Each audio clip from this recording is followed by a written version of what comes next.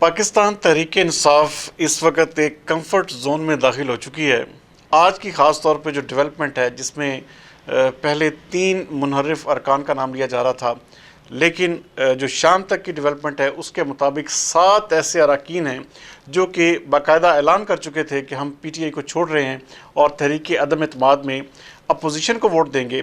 उन्होंने आज बाकायदा हुकूमत से दोबारा रब्ता किया है और दोबारा अपने राब्ते बहाल करने की कोशिश की है। हुकूमत की जानब से भी उन्हें मस्बत रिस्पांस दिया। जैसे कि मैं कल बात कर रहा था कि आप अपने दरवाजे इस तरह से बिल्कुल भी बंद ना करें कि वापसी मुश्किल हो जाए, लेकिन ये आज एक अच्छी डेवलपमेंट हुई है इस तहरीक अदम एतमाद के हवाले से।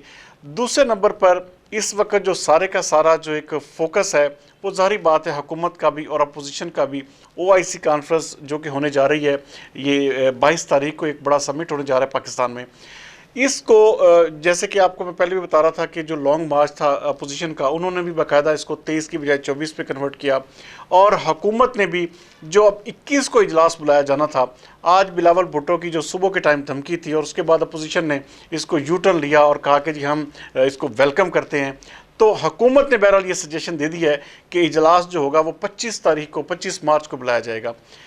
नाज़रीन, सबसे बड़ी चीज़ जो है कि पाकिस्तान तहरीक इंसाफ को इस वक्त मौका मिल चुका है, उनको टाइम भी मिल चुका है कि वो अपने जो नाराज़ अरकान हैं उनको भी मनाएं और ख़ास तौर पर अपनी जो कोशिश है वो काफली और MQM की पार्टी के ऊपर करें कि उन्हें मनाएं और उनको अपने साथ मिलाएं। दूसरे नंबर पर मैं आपको बताऊं कि जहांगीर तरीन जो ग्रुप है, क्योंकि उनकी जो एक बहन है वो सेनेटर हैं, तो इस हवाले से जहांगीर तरीन के ऊपर फैमिली का भी प्रेशर है कि वो हर सूरत में इस तहरीक अदम एतमाद में इमरान खान का साथ दें। ये बहुत सारे अवामल ऐसे हैं। मैं जैसे कि आपको शुरू दिन से कह रहा हूँ कि तहरीक अदम एतमाद में इमरान खान जो है वो सुरखरू हो जाएंगे। ये मैं किसी मफरूज़े की बुनियाद पर बात नहीं कर रहा था। इसके लिए सारे के सारे देखें, अपोजिशन अपने जो हैं वो अपने पॉइंट्स खेल रही है, उसी तरह हुकूमत भी जो है अपने जो उनके पास जो जिस तरह कहते हैं ना कि पत्ते उन्होंने अपने अभी तक शो नहीं किए, उसी तरह इमरान खान जो हैं, आज आप देख लें कि रिंग रोड का जब एक उनकी जो तकरीर है वहाँ पर जो इफ्तिताह था, उसमें उनकी बॉडी लैंग्वेज में कहीं भी दिखाई नहीं दिया कि वो कहीं पर डिप्रेस हैं या उनको किसी किस्म की परेशानी है। उन्होंने वाज़ेह तौर पर कहा कि सियासत जिस तरह हमारे मुल्क में गंदी हो रही है अब अवाम को सामने नज़र आ रही है।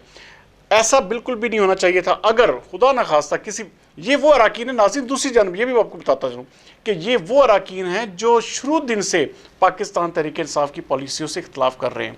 अगर वो इसके ख़िलाफ़ अपोजिशन की जानब जाकर वोट देते हैं तो मेरा नहीं ख्याल कि इनको आप पैसे का इल्ज़ाम साबित कर देंगे या पैसे का कहें कि ये पैसे लेकर इन्होंने अपना वोट जो है चेंज किया। ऐसा बिल्कुल भी नहीं है। ये जो इनके ख़िलाफ़ एहतजाज हो रहे हैं ये भी एक प्लानिंग का हिस्सा है। लेकिन इन दी एंड मैं यही कहूँगा कि पाकिस्तान तहरीक इंसाफ जो है इस वक्त उनके पास बड़ा अच्छा OIC की सूरत में एक ऐसा मौका फराहम अल्लाह ताला ने कर दिया है कि वो अपने नाराज़ अरकान को भी अपने साथ मिलाएं और जो इत्तेहादी उनसे रूठे हुए हैं उनको भी अच्छे लोगों को, अच्छे वफद को भेज कर उनको राज़ी करें और इस तहरीक अदम एतमाद से बासानी निकल जाएंगे।